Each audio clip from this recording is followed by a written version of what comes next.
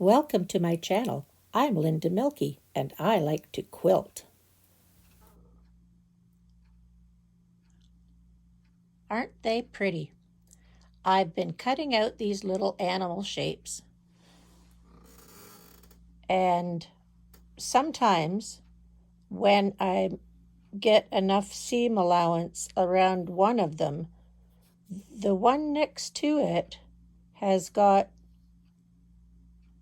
problems.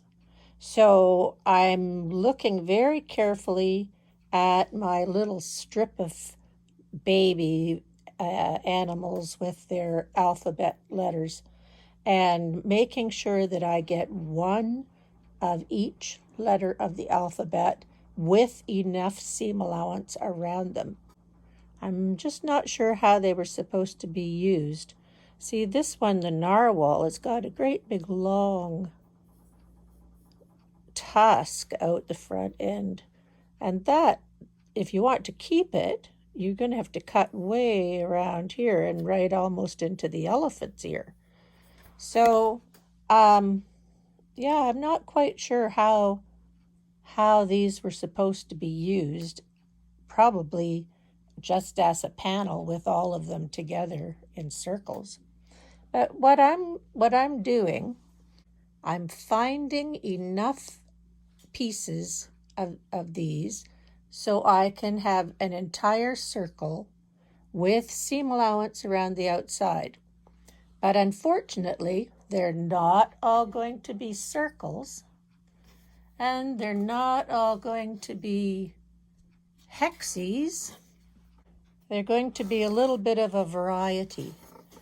I made a little template, and if my little template works, and covers all of the part of the animal, that one would be fine, except I had to cut too close to the edge. So I've got to find another one in this little piece of fabric that I've got left over there to be able to get my V vulture. So it's a bit of a challenge to try to separate. It's a bit of a challenge to separate all of these and get one letter of the alphabet evenly so I can use either circles or hexagons. That's not a very good hexagon, but you get the drift. Hexagons so that they looked similar. So I guess my blocks might just be a little bit more improvisational than I was expecting them to be. I have a little project in mind to make houses, to put all of these zoo babies in little houses. And I think that will work. So the first thing I did, I took a piece of 8.5 by 11 paper, just old computer paper, and I took my circle because that's the approximate size of the block. And with that circle, I can make something that's about 4.5 inches. And I'll see what the length is going to be once I get the first one made. But I was also going to put a side piece on that gave me kind of a doorway. And then all of the little houses have to have a roof. And to do the roof section, I just used my flying geese ruler. And if this is going to be 8.5 square, as would be a nice square, then I can use my ruler and get a good size to make those flying geese units to be the roof of this house. So I've got a little bit of calculating to do if that's going to work for me. So I just make up a sample without using an actual piece. I just can make up a sample and see what I think. And that would give me the approximate size of my house. and I decide on the size of the door, whether it has a lintel above the top of the door, whether that's going to be a good size. Then I think if I have an 8.5-inch square, how big is my quilt going to be when it's done? So I know that I have 26 letters of the alphabet. And if you can see what I've got here as my planning key, I've got A, B, C, D, E, F, G, H, I, J, K, and so on. So I know that each of those are going to be about 8 inches wide. So 8 inches times 6 is 48. That's going to give me a little bit more than I want, I think, because I think I'd like to make here, I'd like to make a 40 by 60 inch quilt to be a baby quilt. Maybe it's going to have to be a bit bigger, and I'm not adverse to that, but that's kind of my plan. So if I could reduce the size of my houses from 8.5 inches to a little bit less, I think I would be a bit happier. So then, how am I going to do this circle? Am I going to take my animal and do applique with needle turned edges? That might be part of what I have to do. Some of the little animals have got edges that I've cut that are straighter, like a hexie. And if I'm going to do that, I can actually do a pieced square by using straight edges and sew them, and then just square off my 4.5-inch block or whatever size it turns out to be. So I'm going to make a couple of samples and see what I think. And if I think that's going to work, well, then I'll be happy with that. Making the roof is not going to be a difficult thing at all. That's just using a square, 2 squares, cut one of the squares into quarters, and then use them for the side pieces. That's easy. But this part here, I'm not very good at applique, and I don't really enjoy doing that. So I'm going to try a few different things. For the roof, I chose a whole bunch of brown 5-inch squares. Then I cut some 5-inch squares out of a blue fabric for the sky, and I cut that diagonally twice so that I could sew those pieces on the side of the 5-inch square. So it was easy to chain piece all of those pieces of sky onto the 4 sides of the brown squares. First of all, I chain pieced 2 opposite sides, then pressed those out, and then I came back and chain pieced the other triangles to the opposite 2 sides. And when I had finished that and pressed them all out, I cut that square in half, which gave me the roof pieces.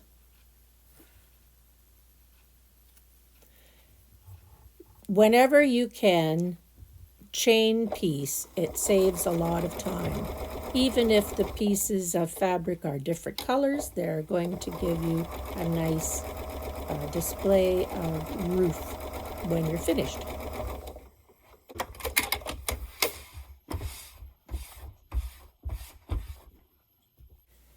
When you're chain piecing, you just have to take your time and make sure you get the corners straight and even.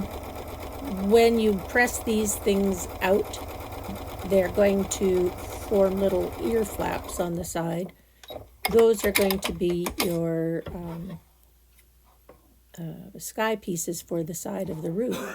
And just cutting that brown square in half diagonally will give you the roof sections. So here I've got my houses started. And I've just matched up roofs and sides and whatever, and next I'll sew them all together. So here are a few of my little finished houses. I'm showing you the back first because this one is pieced in a hexagon style. All of those little pieces joined together to give me a square that is 4.5 inches. And then at the side, I just did a little doorway and sewed the roof on. Here is the other side. So I got all of the pieces of the tail in pretty close, but I didn't get that narwhal spear all the way up, but I am going to fix that with a little bit of embroidery, I think. But this one doesn't look so bad, and the doorway is fine, and I like that one quite nicely. Here's another one, and you can see I've done some embroidery on the other side. I don't know, just a little bit of fancy work around the outside gives it a bit of detail, and I might add some more later when I get all of the pieces together. Here's another one. You see the number of pieces I've added together. I'm using up all my little scraps, that's for sure. And here again, another bit of embroidery around the outside. Because it's all joined in with seams, the embroidery is just decorative. And my doorways are all a little bit different. I used a lot of scrappy pieces. This one you can see I have applique on the other side. It's not pieced at all, but it is in somewhat of the shape of a hexagon, but it's lopsided, that's for sure. They're all one of a kind, I think. And I haven't done any embroidery on that yet, but I will. And here is another one. This one doesn't have a doorway, but I put a window. And when I finish this one, I think I will probably have some more detail around the window to give it some interest. And I might put a green shrub outside of the house. This poor kangaroo has to jump out the window. It doesn't have a door, just two pieces of sky on the side. So they're all going to be a little bit different. So here are my finished houses on the wall. You see, I'm going to expand the rows, and on the top row, I'm going to put a tree here. I'm going to put a tree there. No tree in that row because it's got 6 houses. Tree there and a tree there. And I've just gone through my scrap bag to find some things. And now between the rows, I'm going to have to put something between the rows. So I'm looking for little pieces of scraps that have maybe flowers or shrubs. I'm not quite sure what I'm going to do, but I'll find some little bits and pieces to put on the bottom or the top. And I found some blues that I can add to the sky or add to the side. And I'll just start building it up a little bit to fill it out. Once I sew the first row together, I will know how wide it is going to be. And my houses can slightly get smaller. They might get shorter. Depends on what I'm doing. It's going to be quite an improvisation. I'm just going to have some fun with it. Well, I started sewing it together with this orientation, but it's going to be a square. And I really don't like squares. So I reorganized the lines and made 5 houses or 4 houses in a row. Here, here I've got my quilt almost ready to sandwich. I have been machine embroidering and I have been hand embroidering around the openings for these um, animal motifs and alphabet letters. I changed the format from a square to a rectangle. And to do that, all I did was make some of the spaces between the houses a little bit smaller. I put the alphabet in a slightly different orientation. I think I had 6 letters and then 5 letters, 5 letters, 5 letters, and 6 letters. I'm not sure how many that adds up to, but the rows were longer. So I shortened them down, and there's 1 row, 2 rows with 5 houses, and the rest of the rows have 4 houses. And I filled in the spaces with trees. I had this nice piece of purpley color that looked good with it, and it has little flowers on it. So I made my spacing with that fabric. I think I'm going to free motion stitch quilt this, but I'll check on that. I don't know. Sometimes I don't like free motion stitching, but sometimes I do. I'll have to think on that a bit. But anyway, I think today's the day I'm going to finish manipulating it, and I'm going to sandwich it and get it off the wall because I've got other things I want to work on. It's really been a busy fall for me, and today is November the 2nd or 3rd, one of those 2 days, and the time is changing and the snow is starting to fall. So I have to get off of this gardening thing and put my things away outside and just start my winter. What do bears do? Hibernation. Hibernation. I think I'll have to start my winter hibernation in the basement. So that's going to start pretty soon, so I better get on it. Oh yeah, I'll show you the finished one in a few seconds because time on video is wonderful. Well, it's a rainy day today, and I'm finally finishing this little quilt. It's been a while on my wall, and it's been a joy to work on, and I just want to finish it today. And I am right now just making my quilting stitches, and I think I'm about halfway done. And I am using my sewing machine, and I have the quilting foot on, and I'm just doing straight line quilting. And it shouldn't take me very long to finish this corner. Then I'll trim it up, bind it, and it will be finished. Hooray. This fall has been a lot of busy things, and it's now November, and I need to start thinking about some other quilts. My policy has always been finish one, start a new one. So I've got 2 or 3 that I really want to work on, and that's going to be happy things for me to do. So I'm just going to finish this.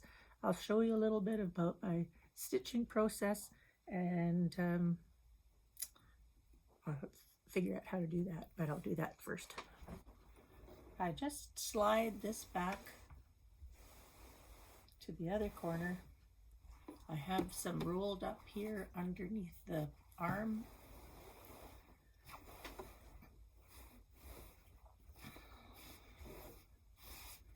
I smooth it out with my hand before I start and make sure that I have no lumps and bumps on the back side. I don't use very many pins either. I find that I have to make a lot of adjustments if I have them all pinned tightly. This way I can just smooth it with my hand as I'm going. And I have a little bit of extra around the outside, so I've got and I like to use this, I don't know, it's hard to see, but this guide here. And that's what keeps my rows straight. I keep that on the previous row.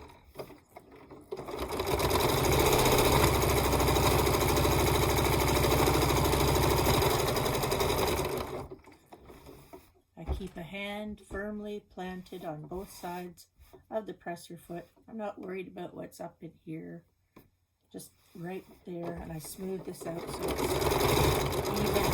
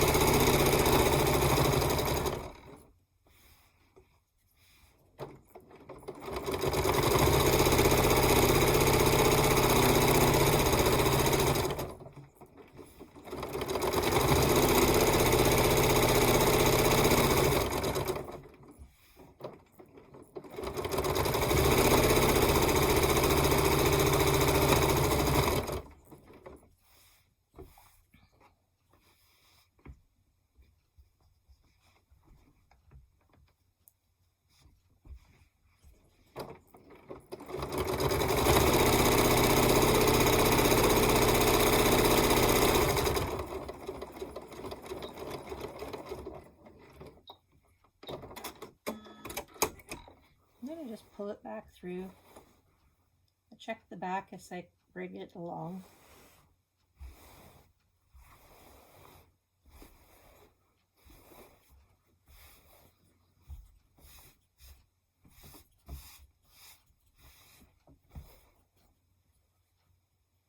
I always take the pins out before I come to them.